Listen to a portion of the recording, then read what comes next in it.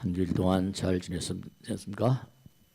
자, 열반경에 나오는 가르침을 한 말씀 읽어드리면서 오늘 법회를 시작하겠습니다.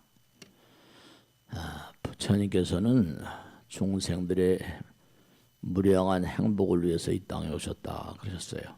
부처님 말씀대로 나의 목표는 인간의 최상의 행복이다 이러셨거든요. 인간은 누구나가 다 행복을 찾아가는 나그네와 같다.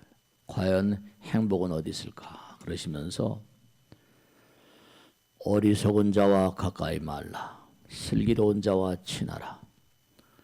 존경할 만한 사람을 섬기라. 이것이 최상의 행복이다. 분수를 지키며 항상 공덕을 쌓기를 생각하라. 스스로 올바른 서원을 세워라. 이것이 인간 최상의 행복이니라. 널리 배우고 규칙적인 생활을 하며 바른 말을 하라. 이것이 인간 최상의 행복이니라. 부모를 잘 섬기고 처자를 아끼고 보호하며 올바른 생업에 정진하라. 이것이 인간 최상의 행복이니라. 악업을 즐거움으로 삼지 말라. 술을 마셔 분수를 잃지 말라. 모든 일에 방일하지 말라. 이것이 인간 최상의 행복이니라. 주변 사람들을 존중하고 스스로 겸손하며 만족을 알고 은혜를 생각하며 시간이 있을 때면 가르침을 들으라. 이것이 인간 최상의 행복이니라. 모든 것을 잘 참아내며 온순하고 자주 사문을 찾아라. 시간 있을 때 법을 자주 물으라. 이것이 인간 최상의 행복이니라. 스스로를 잘 제어하고 청정한 행을 닦아 성스러운 진리를 깨닫고 마침내 열반을 지향하는 사람. 이것이 인간 최상의 행복이니라. 비방에도 마음 흔들리지 않고 얻지 못함에 마음이 동하지 않으며 걱정도 분노도 없는 안온의 경지. 이것이 인간 최상의 행복이니라. 나의 가르침의 목표는 인간 최상의 행복이니라. 인간은 행복을 찾는 나그네. 과연 어디에 행복은 있는 것인가? 어떻게 얻어지는 것인가? 이것이 열반경에 나오는 인간의 최상의 행복의 길입니다. 우리가 이와 같은 부처님 말씀대로만 산다면 정말로 최상의 행복은 우리 앞에 열리는 거죠. 부처님 말씀대로 매일 아침 행복한 마음으로 깨어나라. 오늘 아침에도 눈을 뜨실 때 어떤 마음으로 눈을 뜨셨는지 모르겠어요. 매일 아침 눈을 뜨실 때마다 행복하게 눈을 뜨는 사람이 있고 불행한 마음으로 아픈 괴로운 마음으로 눈을 뜨는 사람이 있다 그러셨거든요. 새벽에 눈을 뜰 때 하루를 위해 감사의 기도를 올리라. 낮이 되면 태양의 사랑함의 황홀함을 노래하고 몸과 마음을 다 열심히 일할 것이며 노을 무렵이 되면 노을이 질 때 노을 무렵이 되면 곡괭이 쇠스랑이를 들고 집으로 돌아온다. 밤이 되면 부처님께 대한 찬탄과 감사의 기도 속에 잠드는 것이 행복의 길이니라. 아침에 새벽에 눈을 뜨면 하루를 위해서 감사의 기도를 올려야 된대요. 낮이 되면 태양이 우리를 모두 사랑하잖아요. 부처님의 어떤 사랑의 황홀함을 노래하고 열심히 일하라는 거죠. 노을 무렵이 되면 곡괭이하고 쇠수랑을 걸머지고 이제 집으로 돌아와서 밤이 되면 부처님께 대한 찬탄과 감사의 기도 속에 잠들라. 천수경에 나오거든요. 일세동방결도량. 하루아침에 눈을 뜨게 되면 청결한 청정한 마음으로 모든 걸 다 청소하고 이쇠난방 특정이 아니라 이제 남방이라는 건 태양이 이제 우리가 좌우명이죠. 뭐 자방향 무슨 오방향이죠. 묘방향, 유방향. 12시 뭐 3시, 6시, 9시 그럽니다. 대낮 중천에 해가 떠 있을 땐 몸과 마음을 다 열심히 정진하라. 그 다음에 이제 서방으로 해가 이제 질 때는 자기가 일하던 그 장소에서 이제 집으로 돌아오는 거죠. 보금자리. 그래서 편안한 마음으로 잠들고 새벽에 낮에 노을 무렵에 밤이 되면 각자가 할 일이 다 있대요. 매일매일의 삶을 우리가 과거는 이미 지나가 버렸고 그리고 이제 미래는 아직 오지 않았으니까 부처님께서 항상 하신 말씀이 너희들이 담보할 수 있는 시간은 지금 현재 이 순간이라고 그랬거든요. 이 순간을 정말 의미롭게 사는 것이 수행자들의 가장 중요한 덕목이니라 그러셨거든요.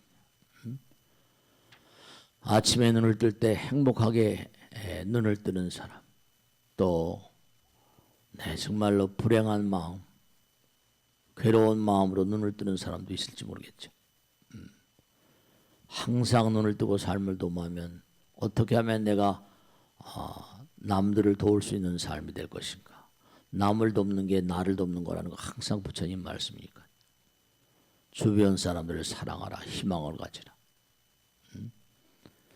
지금 내가 어려운 상황이 있다 하더라도 모든 게 다 그렇죠. 고통이 영원한 법은 없다고 하셨으니까 모든 게 다 돌고 도는 거죠. 밀물이 있으면 썰물이 있고 해가 뜨면 또 치고 달이 뜨고 또 치고 해가 떠오르고 모든 게 다 돌고 도는 거니까 영원한 고통은 없다 그러셨거든요. 우리가 세상을 보면 지난번에도 말씀했지만 우리가 사는 세상에는 사고가 너무나 많아요. 교통사고가 나는데도 교통사고의 과실의 80%는 운전자 부주의라고 그랬잖아요. 그러니까 인생을 살아가는데 펼쳐지는 사고도 비슷할 거예요. 그죠? 운전자 부주의. 내가 나의 인생을 운전하고 사는 거니까. 모든 고통과 불행은 자신의 부주의 탓이라 업장 탓이다. 기도 부족 탓이다. 모두는 자신이 지은 바대로 받는다. 그러니까 불행을 방지하는 길. 불행을 방지하는 길. 우리가 삶을 도모하면서 가장 행복한 사람은 누구인가? 경전에 나온 대로 부처님 말씀에 온 나라에 왕자가 있었다. 아무리 보아도 자기보다 행복한 사람이 없는 것 같은데 세상사가 하나도 즐거운 일이 없었다. 자기보다 조건이 좋은 사람이 있는 거죠. 아무리 봐도 자기보다 행복한 사람이 없는 것 같았다. 그래서 어느 날 이제 나란에 현명한 사람을 불러서 물어봤다. 그 도사에게 물었대요. 내가 아무리 봐도 나보다 더 좋은 조건을 가진 사람을 내가 별로 찾을 길이 없다. 그런데 나는 별로 즐겁지 않은데 이건 웬일인가. 이 세상에서 가장 행복한 사람을 찾아오라 그랬다는 거예요. 그로부터 행복하게 되는 비결을 배우련다. 내가 산 같은 재물을 쌓고 천하를 진동하는 권세도 있고 꽃 같은 아내도 있는데 그것이 모두가 다 행복하지 않더라. 그래서 이제 행복한 사람을 찾아오라 그러니까 숲속에서 수행을 하고 있는 어느 누더기를 입은 수행자를 데려왔다는 거예요. 그런데 그의 표정은 한없는 지고의 행복 속에 있었다. 그러니까 이 행복이라고 하는 거 우리가 행복을 다 최상 부처님 말씀대로 행복을 찾는 나그네와 같대요. 우린 전부 다. 행복을 찾는 나그네와 같다. 근데 얼마나 행복하신지 모르겠네요. 지난번에도 그런 말씀했죠. 행복이라고 하는 글자가 매울 신자에다 한 줄을 긋는다. 매울 신자 신라면 한 줄. 어떻게 되면 어떻게 하면 하나가 될 수 있는가? 하나라는 글자를 한일자를 쓰면 여러 가지 그 다른 세계가 있어요. 사람인변에 사람이라 인자에다가 한 줄을 그으면 하나가 되면 많은 사람은 하나가 되게 만들면 위대해진다는 거예요. 큰 사람이 된다. 큰 대자. 거기다 한 줄을 더 그어버리면 위에다 한 줄을 더 그으면 이제 하늘, 천사, 하늘을 뭔가 우리가 움직일 수 있다. 하늘 천자들. 그러니까 제가 이제 지난번에도 말씀했는데 자주 이제 주문이 들어오니까요. 근데 뭐 요즘엔 많이 찾아뵙지 못하고 우리 어머님이 병원에 계신데 스님을 한번 뵙고 싶대요. 우리 아버님이 임종호를 만나면 안 남겨뒀는데 스님을 만나고 싶다고 합니다. 정말로 마지막 이제 임종을 앞두고 많은 분들 만나 뵀는데 지난번에도 어떤 그런 그 보도에도 그랬나 그런 어떤 정신과 의사가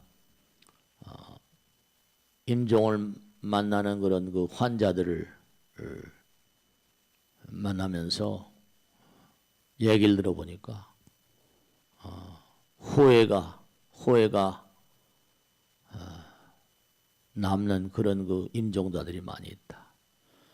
근데 사람들을 보면은 대체로 보면 한 일에 대한 자기가 한 일에 대한 후회는 내가 뭘 했다. 근데 그 일에 대해서 후회가 남는다. 근데 한 일에 대한 후회는 오래 가지 않는데요. 근데 하지 않은 일에 대해서는 후회가 더 크다. 한 일은 이미 지나가 버렸으니까 참회라거나 등등을 통해서 좀 뭔가 많이 경감이 되겠죠, 후회가. 근데 하지 않는 일에 대한 하지 않은 것은 이제 여러 가지 상념을 낳게 했었더라면 인생을 마감 지을 때 가장 많이 후회하는 말은 하지 않음으로 인한 어떤 여러 가지 심리적 부담이 더욱 선명해진다는 거죠. 한 일에 대한 후회는 정당화가 가능하지만 여러분들은 지금 이렇게 살아있다 그렇게 생각을 하시는데 제가 지난번에도 말씀했죠.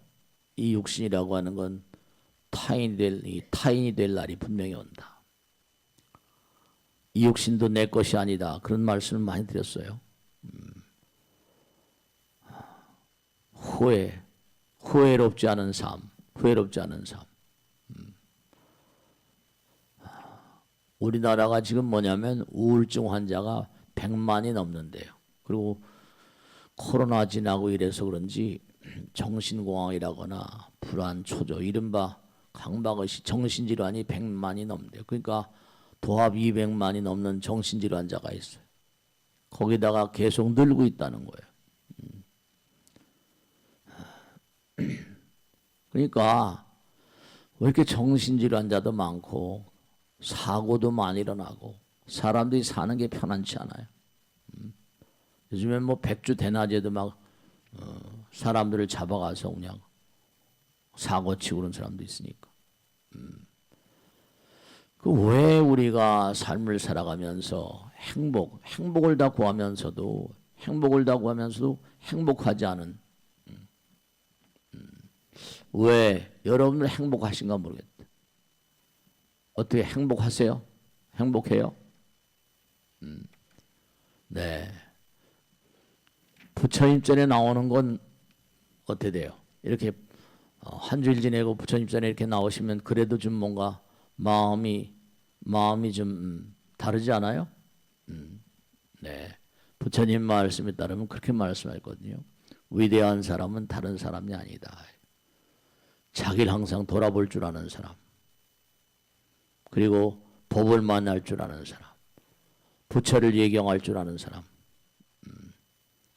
기도할 줄 아는 사람. 그 자가 바로 위대한 사람이다. 제가 지금도 기억에 남는 게 뭐냐면 오랜 세월 이렇게 법당에 있다 보니까 정거사 지금도 생각이 나는데 아들 하나 딸 하나 이렇게 있었나. 근데 참 그런 분들 보면 훌륭하신 분이셨는데 아들이 좀 이게 뭔가 모자라요. 좀 아들이 좀 뭔가 그러니까 눈을 잘 감지 못하시더라고. 아들이 뭔가 모자라다는 걸 자기도 알죠. 그렇게 노력을 하고 훌륭하신 분이셨는데 너무 걱정하지 마세요. 다 인연 따라 살겠죠. 가끔 법당에도 오고 하는데 그 아버지 생각이 계속 나요. 딸은 그냥 그렇게 사는데 아들 녀석 하나가 아무래도 좀 제가 봐도 그렇고 그냥 아버지는 얼마나 어머니도 훌륭하셨는데 부부는 굉장히 훌륭하셨는데 아들이 좀 모자라요. 그러니까 속을 많이 쓰이고 그러니까 뭔가 부족한 그런 생명. 저승에 가서도 아마 마음이 많이 불편하실까 모르겠어요. 이 엄마, 부모들은 그러니까 아이들을 낳아서 그 아이들이 건강하게 잘 커져서 훌륭하게 자기 삶을 그렇게 가기를 바라시는데 근데 그 아들들이 태어나게도 그렇고 인생을 잘못 전개하고 잘못 살아가면 부모가 저승에 가서도 마음이 불편하지 않을까. 법당에 보면 그런 분들이 헛간 계세요. 헛간 계세요. 또 어떤 그런 그 보살님 생각이 지금도 나네요. 뭐냐면 형제가 셋인데 하나가 이른바 말하면 좀 정신 발달 장애야. 좀 이렇게 모자라요. 근데 엄마가 항상 아파하고 괴로워하고. 근데 큰 딸아이가 그렇게 굉장히 뭐라 할까. 아주 씩씩하고 훌륭하고 우리 법당에 계속 나옵니다. 그림도 그리고 그런데 큰 딸아이가 이제 엄마가 그러다가 암에 걸려 돌아가셨어요. 근데 큰 딸아이가 시집도 안 가고 그 동생을 그렇게 보살피고 지금도 시집가지 않고 돈 벌어서 발달 장애야. 나이는 지금 많죠. 모자란 그 동생을 그렇게 돌보면서 살고 시집을 안 가냐. 에이 스님 부처님하고 같이 살 거예요. 가끔 대불광장에도 기도하라고 그러는데 일요일 날 법회도 그럽니다. 오늘 왔는지 모르겠다.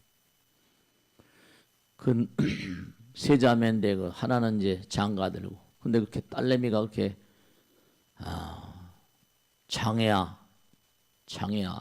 장애우 동생을 그렇게 보살피면서 그래 살더라고요.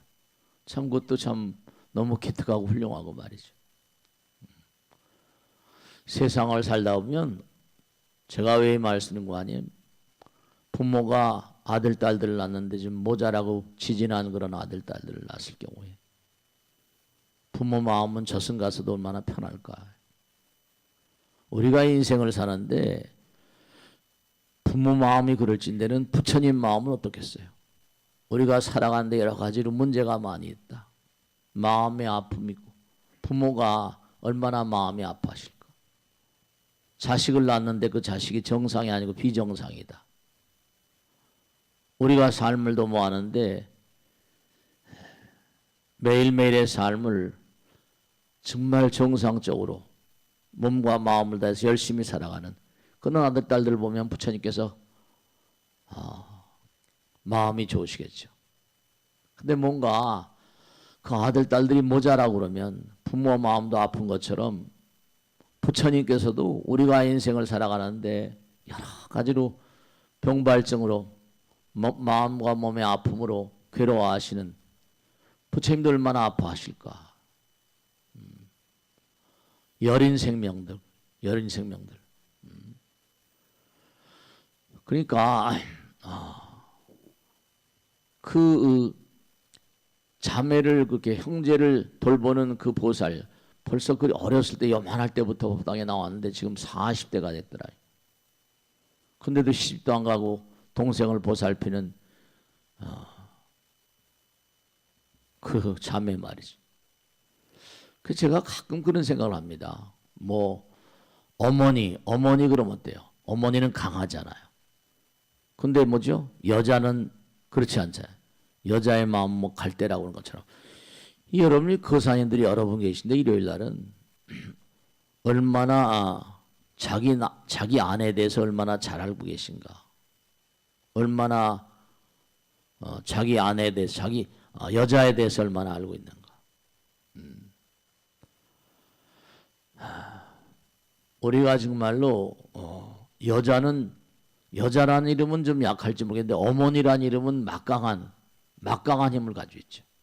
아버지보다는 어떤 분이 물어보시더라고요.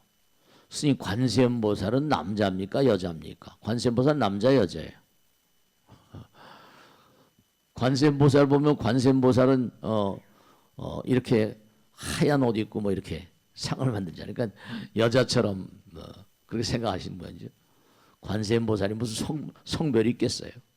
근데 이제 관세음보살은 대성자모 관세음보살이라니까 이제 여자의 형상으로 이렇게 불모보살, 부처님 조상하는 분들이 그렇게 점점 후대로 오면서 점점 여성적인 면이 드러나는 모든 일을 어루만주니까 여자분들은 엄마는 따숩잖아요. 그러니까 우리가 삶을 살아가면서 제가 꼭 당부드리는 뭐냐면 점점 제가 이제 법당에 많은 분들 모시고 하니까 점점 뭐냐면 마음이 점점 아름다워지고 마음이 부드러워지면 인상도 달라집니다. 확실히 기도를 열심히 하시는 분들은 뭐가 달라져요. 그러니까 몸과 마음을 다해서 자꾸만 뭔가 기도하는 마음 여러분 어떻게 생각하세요? 제가 지난번에 말씀했죠. 허공이 뭐라? 허공이 부처님이라고 그랬잖아요. 허공이 부처님이라는 그런 생각이 잊지 마세요. 경전마다 나오니까. 근데 우리는 허공이 부처님이라는 생각을 제대로 하신지 모르겠어요. 허공이 부처님이다. 그러니까 허공은 모든 걸 다 보고 계시고 다 듣고 계시고 허공이 다 보고 듣고 계시대요. 근데 허공이 우리 마음도 허공으로 통하는 거죠. 부처님 허공이시다. 부처님과 나 사이는 허공과 내가 만나는 거니까 장벽이 없죠. 그러니까 어떤 분이 스님 기도하면 정말로 업장소멸이 되나요? 이렇게 물어봐요. 네, 정말 그렇습니다. 자꾸만 몸과 마음을 다해서 부처님을 만나게 되면 그러니까 그 장애가 있는 동생을 보살피면서 시집도 못 가고 살아가는 그 보살님 말이죠. 얼굴이 진짜로 뭔가 관세음보살 같다랄까. 얼굴이 뭐 이쁘게 생겼다 밉게 생겼다를 떠나서 자애로운 그런 그 인상이 이렇게 풍깁니다. 자기가 벌어서 장애가 있는 여동생을 이렇게 먹여 살리면서 같이 살고. 우리가 자꾸만 부처님 생각하고 부처님을 만나고 관세음보살 자꾸 만나면 뭔가 이렇게 장벽이 다 무너지고 평정을 찾는 그런 그런 걸 느끼게 돼요. 기도를 많이 하시고 평생을 이제 40년 일생을 이렇게 사니까 많은 분들 모시고 살잖아요. 그런 분들을 이렇게 뵈면은 네 여러분들은 어떤지 모르겠어요. 스스로 한번 생각해 보세요. 부처님을 자꾸만 만나고 부처님 허공이시니까 부처님과 나 사이엔 장벽이 없어요. 항상 부처님 말씀 생각하고 아까 인간 최상의 행복의 길이다 쭉 말씀했죠. 부처님 항상 생각하고 주변 사람 생각하고 사랑과 자비의 마음으로 지혜를 닦고 부처님 허공이시니까 그럼 장벽이 깨져요. 우리가 세상을 살면 항상 장벽은 나와 남 사이의 장벽이거든요. 그걸 업장이라고 그랬다고 그랬잖아요. 인간과 인간의 만나면 항상 장벽이 있어요. 근데 엄마가 돌아가시면서 눈물을 글썽이면서 내가 죽으면 이 아이는 어떡하냐. 엄마 걱정하지 마세요. 이랬다는 거예요. 시집도 못 가고 그 장애가 있는 그 여동생을 보살피면서 형제를 보살피면서 평생을 살아가는 네. 그냥 매일 그 어떻게 살아? 매일 기도하고 이분은 그러시더라고. 뭐 동생 같으니까 매일 기도하고 살아요. 그래 참 훌륭하다. 왜 기도가 업장 소멸을 일으키는 거 아니?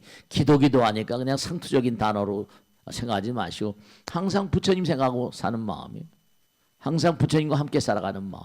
점점 부처님을 닮아가지. 뭐 얼굴 형태도 그렇겠지만 마음이 점점 부처님 닮아가니까.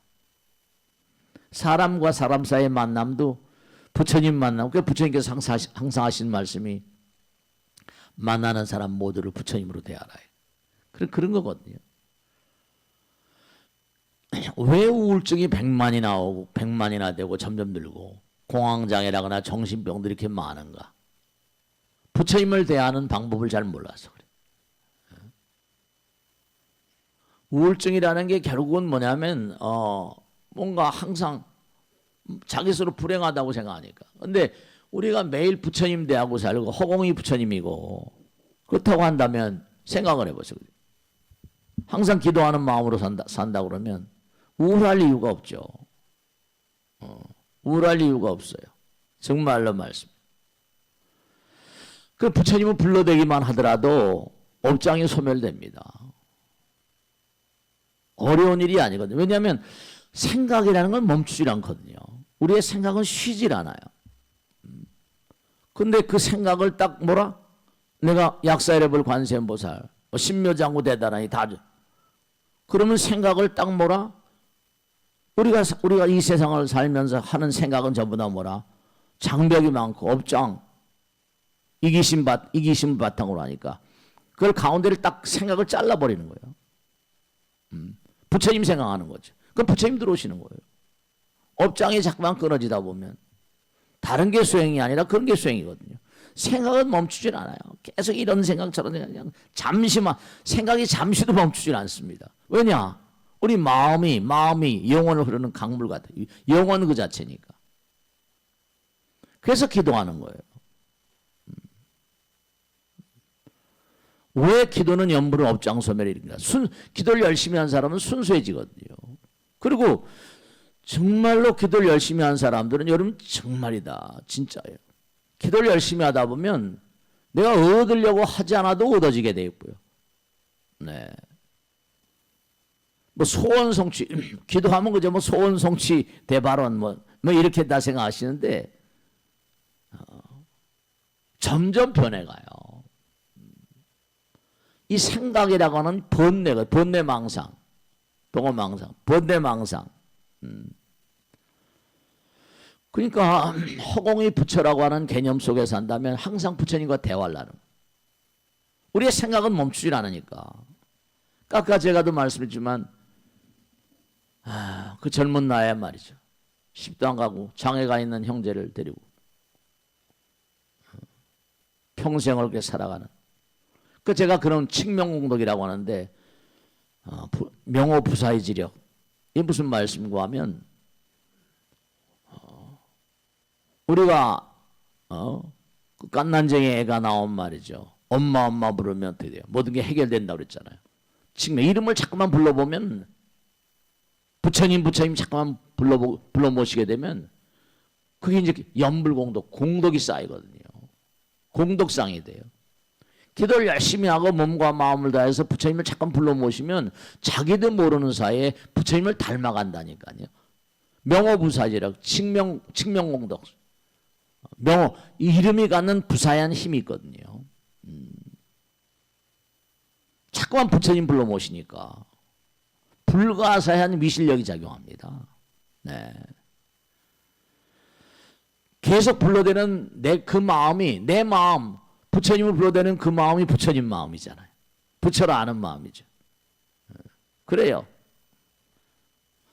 뭐 기도하면 뭐가 됩니까? 이런 생각하는 사람들은 그 의심하는 마음은 성취를 방해하는 부처님 말씀이 너희들이 나를 의심하는 거예요. 부정적인 에너지를 나니까 그게 안 되죠. 기도를 수많은 사람들이 몸과 마음을 던져서 기도하는 끝에 말이죠. 소원을 성취하는데 정말로 말이죠.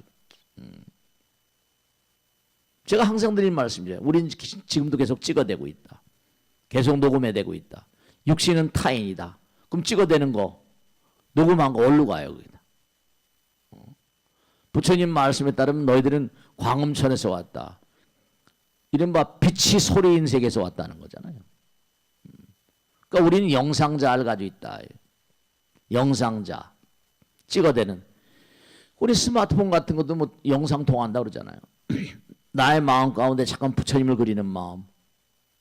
부처님 무소불능이니까. 제가 지난번에 그런 말씀했죠.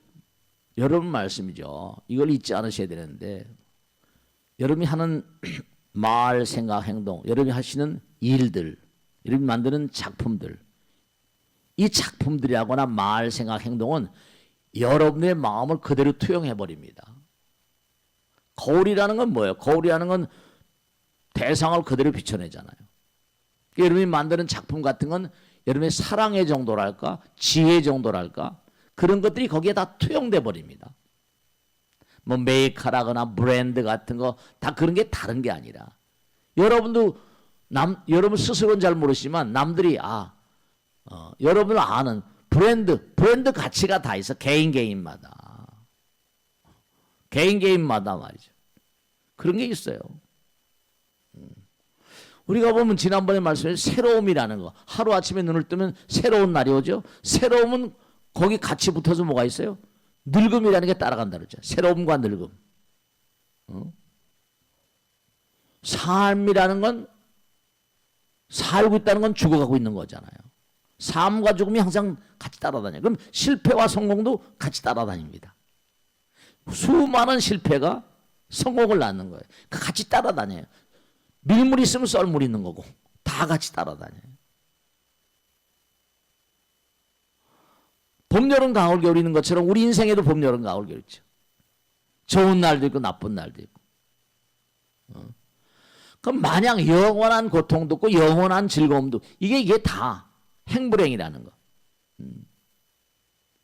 그러니까 몸과 마음을 다해서 항상 보면 스님 양 막 기도하는데 너무 힘들다고 막 그러세요. 네, 기도하는 마음은 기다리는 마음이거든요.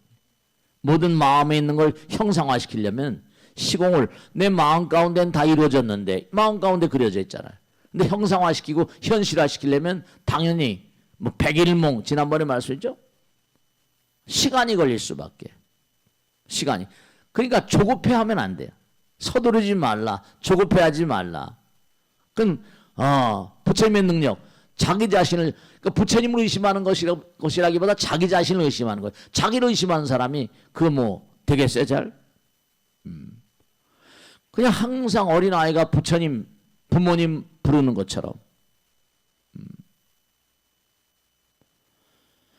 그러니까 그 보살 장애에 있는 동생을 형제를 데리고 살면서 아이를 볼 때마다 엄마 생각이 난다는 거예요. 엄마가 눈을 제대로 감으셨을까? 엄마가 그러니까 애를 키울 때마다 엄마 생각을 하죠. 애를 자기 동생을 불구로 태어난 그런 아이를 볼 때마다 엄마 생각이 나고 엄마 생각이 부처님 생각이죠. 그 부처님 마음으로 사는 거죠. 네. 그러니까 여러분이 마음이 얼마나 아름다운가 하는 게 여러분 제품에 상품에 전부 다 투영이 된다니까요. 그러니까 여러분이 항상 행불행이라는 게 그 마음 따라서 여러분들 행불행이 갈려버려요. 이게 부처님 전에 나와서 부처님 말씀을 듣고 기도하고 하는 게 전부가 다 자기 삶을 교정하는 그런 삶이라는. 부모님 생각을 해봐라. 부처님 생각을 좀 해봐라. 자기 자신의 일은 뭐라? 자기 자신의 사랑을 그대로 드러내 보이는 것이다. 아까 제가 열반경 읽어드렸잖아요. 인간 최상의 행복의 길. 그 부처님은 허공이시니까 항상 생각할 게 부처님 언제나 눈앞에 계시고 내 마음과 함께 계시다. 그런 마음이면 정신적으로 불안할 이유가 없어요. 우울증이 걸릴 이유가 없어요. 분명한 사실이. 누구든지 언제 어디서나 부처님 만날 수 있는 거예요. 관점이 좀 잘못된 거죠. 허공은 부처님이고 장벽이 없는데 제가 이제 뒷산 여기 뭐 시중에 있는 산이 답답할 때는 이렇게 뭐 답답하다기보다 뒷산을 산책을 하는데 올라가면요 왜 자연이라는 거 우리가 뭐 여행도 많이 다니고 그러잖아요. 숲속을 걷다 보면 어때 돼요? 내가 그 숲은 나에게 아무 말도 걸어오는 것 같지 않지만 잠깐 뭐라? 뒷산에 가면 정말로 말이죠. 새도 손가락만한 새들이 있어요. 갓 나와서 날아다니는 새.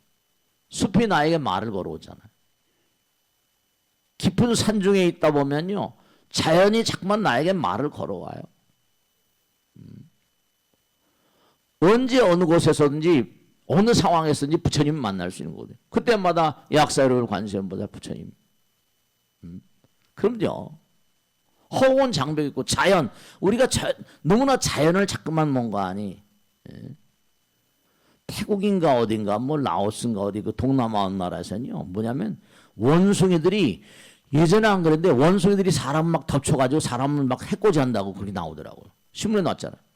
사람들을 막 해코지 한대요. 원숭이들이. 근데 그 원인을 알고 보니까 사람 자꾸만 뭐라 원숭이들이 살고 있는 터전을 뭐라 자꾸만 개발해 들어가니까 원숭이 살 데가 없으니까 막 시중에 나와서 막 사람 공격한대. 우리 집 왜 부셨냐. 그래야지 코로나도 마찬가지일 거야 아마 분명히. 그들이 살 집을 자꾸만 우리가 훼손하니까. 그러니까 자연 숲속을 걷다 보면 부처님 만나는 거죠. 누구든지 언제 어디서나 부처님 만날 수 있고 허공 자체가 부처님이니까. 근데 그 보살처럼 뭔가하니 동생을 뭔가 동생 불구아인 동생을 뭐라 부처님처럼 모시는 거죠. 그러니까 부처님 중요한 건 중생은 뭐라 상대방을 보더라도 없다라 보거든요. 근데 부처님은 모든 만상을 자비로 사랑으로 그렇게 보거든요. 진리 따라 법 따라. 그러니까 우리가 너무나 자연을 함부로 하고 부처님을 잊어버리고 그러니까 우리가 언제 어디서나 부처님 만날 수 있으니까 왜 우울증이 걸립니까? 부처님과 하나 될 때 고독은 고독하다. 제가 지난번에 말씀드렸죠. 고독하다. 고독하다는 그런 얘기를 하는 사람은 고독의 참된 의미를 잘 몰라서 그렇지. 고독이 위대한 천재를 낳는다. 키엘케골 말 맞다나. 정말로 부처님과 하나 될 때 고독은 없죠. 하나가 무라일체가 돼버리면 무의심 내기 비심 하나가 돼버리면 부처도 중생도 없는 자리가 열린다. 우리 지금 부처님 중생 이렇게 얘기하지만 그러니까 자꾸만 우리가 부처님 말씀 따라 기도하는 마음으로 살면 점점 복을 달라고 하지 않아도 복스럽게 된다니까요. 아집이 있는 자리는 고통이 있는 자리지만 아집이 없는 자리는 열반의 자리라고 그러셨거든요. 아집이 있는 자리는 괴로움의 자리니라. 아집이 없는 자리는 열반의 자리니라. 부처도 중생도 없는 자리 열반의 자리라. 부처님 법 있는 자리는 부처님 자리. 그러니까 우리가 이렇게 부처님 말씀을 공부하고 연마하고 하는 거예요. 우리 중생들의 가장 큰 잘못은 자연을 너무 함부로 대한다는 거. 그리고 부처가 누구인지를 잘 모른다는 거. 부처님이 어떤 분인지 잘 몰라. 그러니까 참 안타까운 거죠. 너무 함부로 산다는 거죠. 이렇게 가다 보면 문제가 안 난다는 거죠. 그러니까 내가 자꾸만 뭔가하니 당연히 내가 자꾸만 부처님 마음 아까도 말씀드린 대로 언제 어디서나 항상 허공이 부처님이니까 허공이 부처님이니까 허공을 대하듯이 허공은 정말로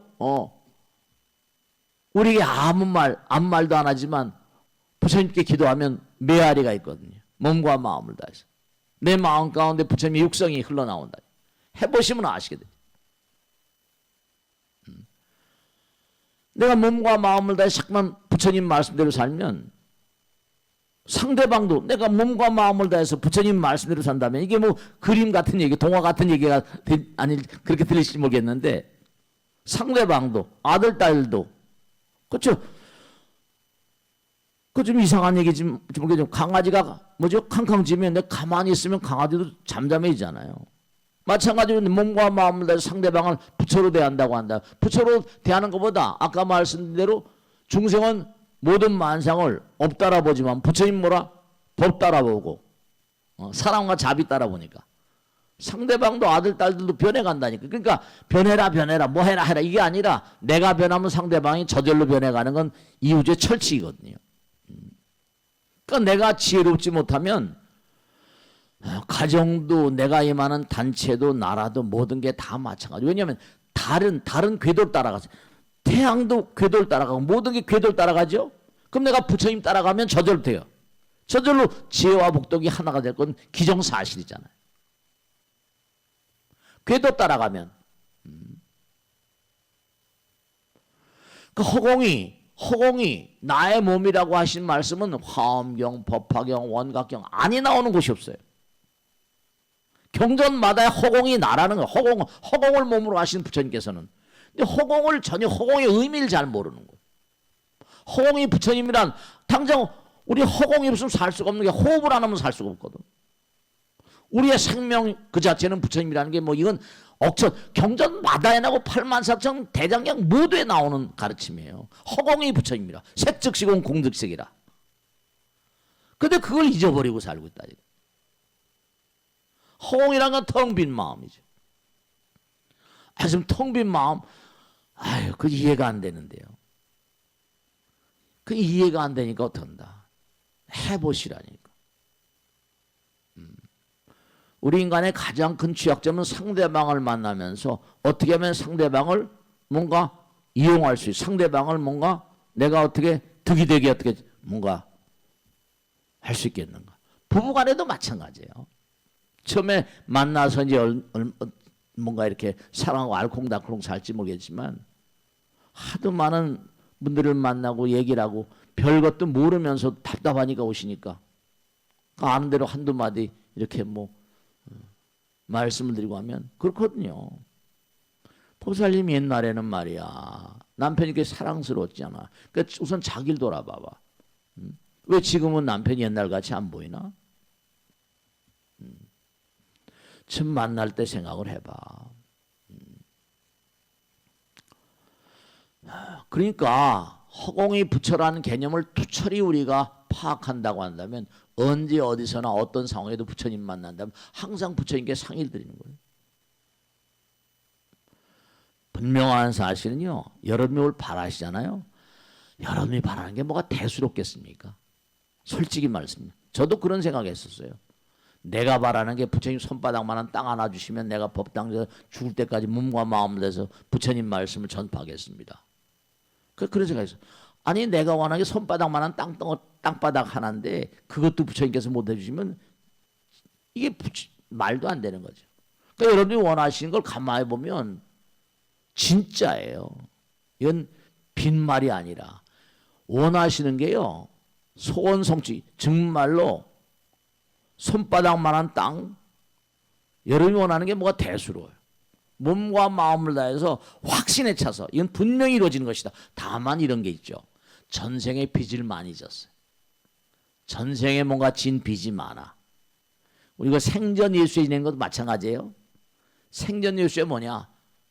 전생에 빚이 많으면 금생에 일이 잘 안 돼요. 우선 뭔가를 공덕을 쌓거나 벌면 뭐라? 우선 빚부터 갚아야지. 그 다음에 내가 먹을 게 떨어지죠. 여러분죠. 잊지 마세요. 조상령들, 제가 천도제를 많이 지내고 제사를 많이 지잖아요. 그 여러분의 조상들, 아버지, 어머니, 할아버지, 할머니, 이 조상님들이 만일에 빚이 많다. 그 가정이 잘 안 돼요. 이제 40년 관찰하고 살잖아요. 여러분이 많은 분들한테 베풀어야 돼. 그래야지 아들, 딸들이 조상복을 봐요. 음덕이 있다는 거예요. 정말로 중요한 게, 안타까운 게 많이 열심히 사는데 안 된다고 그래. 스님, 저는 기도도 열심히 안 된다고. 빚이 많아서 그런 수가 있어요. 빚이 많아서. 아버지 어머니가 얼마나 법 따라 살았는가, 주변 사람들이 후덕하게 살았는가, 많이 뿌렸는가. 열심히 사는데 안 된다는 거예요. 참 안타까운 분들이 계세요. 그 생전예수회 같은 건도 마찬가지예요. 빚 갚아라. 전생 빚 지고 나왔으니까. 음덕, 조상님의 음덕이라는 거, 조상님의 이 조상떡이 왜 없는 거 아니? 다른 게 아니라 조상님들이 별로 공덕을 많이 못 짓고 살아서. 안타깝지만. 그냥 제일날마다 열심히 천도제 지내는 거예요. 조상님들이 저승에 가서도. 그러니까 제가 말씀드렸잖아요. 조상님들이 좀 깨달았다. 저승 가서. 여기서는 못 깨달았다. 저승 가서 후손들이 자꾸만 기도하고 열심히 하고 조상님들 잘 되시라고 기도를 열심히 하니까 어떻게 돼요? 그러니까 뭔고 아니, 저승에 가서도 깨달아서. 여러분, 저승에도 학교 있어요. 여기만 학교 있는 게 아니에요. 여기만 절 있는 게 아니에요. 하늘나라의 곳곳마다 다 부처님 계세요. 부처님 영원인데 뭐. 깨달아서 공부를 해가지고 거기서 성적이 잘 나온다. 그러니까 제가 로또 복권 당첨되는 게 압도적인 수가 뭐라? 조상꿈이라고 나오잖아요. 내가 자손들에게 별로 공덕을 물려준 것도 없고 이거 말이야, 답답하고. 그렇게 덜커덕 그냥 로또 복권 같은 거 온 거예요. 다 잘 되는 건 아니지만. 여러분이 공덕을 많이 주셔야지 아들, 딸들이 잘 됩니다. 후손들이 잘 됩니다. 그렇지 않으면 후손들이 잘 안 돼요. 여러분 책임이 있어요. 여러분 책임이 있다고. 내가 죽으면 그만이다. 천만의 말씀. 제가 다 관찰하잖아요.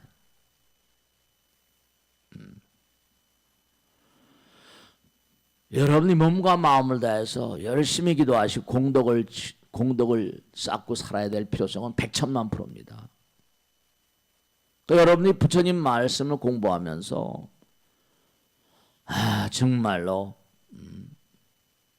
마음 가운데 항상 부처님 생각하는 것만큼, 허공을 생각하는 것만큼, 그러니까 이렇게 생각하시면 간단해요. 내가 바라는 거는 부처님께서도 부처님께서 뭐가 아까우시겠어요? 여러분이 바라는 거는요, 부처님께서 바라신 바다. 잘 되기를 원하면 부처님 다 해주신데, 일단 전부 다 과거생에 지은 걸 이제 청산하니까 생전예수니 지장제니 제일을 열심히 봉양하는 거예요. 여러분, 자기 자신을 위해서도 잘 되지만 아들, 딸들 위해, 후손들, 그 가문이 번창하기 위해서라도 공덕을 지셔야 돼요. 그렇지 않으면 안 됩니다. 수많은 사람 관찰하고 살잖아요. 기도는 내가 하는 게 아니라 내 마음 가운데 부처님이 하시는 거예요. 그러니까 기도가 업장 소멸되는 거예요. 잠깐 부처님 물러보시면 업장이 깨지면서 부처님과 하나가 되니까 공덕이 안 될 수가 없죠. 그러니까 자기가 기도를 열심히 하지 않으면 자기를 믿지 않는 사람, 자기 불신, 자신감이랑 자기를 믿는 마음에서 오는 거거든요. 자기를 믿지 못한다는 것은 부처님을 믿지 못하는 거예요. 정말로 꼭 당부드리겠는데, 왜 조상님들의 음덕이 약한가? 왜 조상님들, 왜 이렇게 나는 복이 없이 태어났는가? 왜 나는, 우리 가정은 왜 이렇게 지질이 이렇게 사는 게 어려운가? 여러분 스스로도 생각하지만 조상님들이 얼마나 공덕을 많이 쌓았는가? 조상님들, 당장 우리가 전부 다 부처님으로부터 계보가 딱 있잖아요. 계보. 지옥하기 축생하수라 인간 천상. 그러니까 항상 몸과 마음을 다해서 잊지 않으셔야 될 게, 아까 서두에 말씀했죠. 인간 최상의 행복. 법을 열심히 하면 공덕을 닦고. 그래서 꼭 당부드리는데, 될 때까지. 그리고 적극적으로 뭔가 아니. 왜냐? 우리가 적극적으로 공덕을 쌓고 적극적으로 공부를 하고 적극적으로 몸과 마음을 다해서 영혼을 생각하고 부처님 생각하고 조상님 생각하고, 그래야지 기쁨이 오고 환희와 연락의 세계가 열리는 거예요. 우리는 시공이 있는 세계지만 시공이 없는 세계, 마음으로 이루어진 건 현실에 이루어지게 되는데, 그건 바로 뭐라? 공덕이 닿아야 되거든. 공덕이 닿아야. 그 여러분은 부처님 말씀대로 산 자들이 죽은 자들을 도울 수 있고 죽은 자들이 산 자를 도울 수 있는 거니까. 몸과 마음을 다해서 오늘 한 주일 동안도 열심히 네, 부처님과 나 사이엔 장벽이 없다. 부처님은 내가 마음의 문을 열고 부처님은 간절한 마음으로, 그저 간절한 마음으로 몸과 마음을 다하면 내가 바라는 바는 부처님께서 내가 잘 되길 바라. 생각해보세요. 엄마 아버지가 아들 딸들 다 잘 되길 바라는 마음 뭐라? 이건 인지상정이잖아요. 엄마 아버지가 아들 딸들 잘 되길 바라는 건 인지상정이잖아요. 그 내가 바라는 바는 부처님께서 바라시는 바예요. 당연합니다. 이 세상에서 가장 행복한 자는 누구인가? 부처님과 나 사이에는 장벽이 없다. 그러니까 자꾸만 기도하고 업장을 깨뜨리면은 그 가운데 뭔가 정말로 최상의 어떤 그런 그 행복의 길이 열린다는 거 잊지 마시고 항상 허공이 부처님이다. 내 마음 가운데. 그런 생각 놓치지 마시고 열심히 정진하셔야 돼요. 마치겠습니다. 대단히 감사합니다. 마치겠습니다.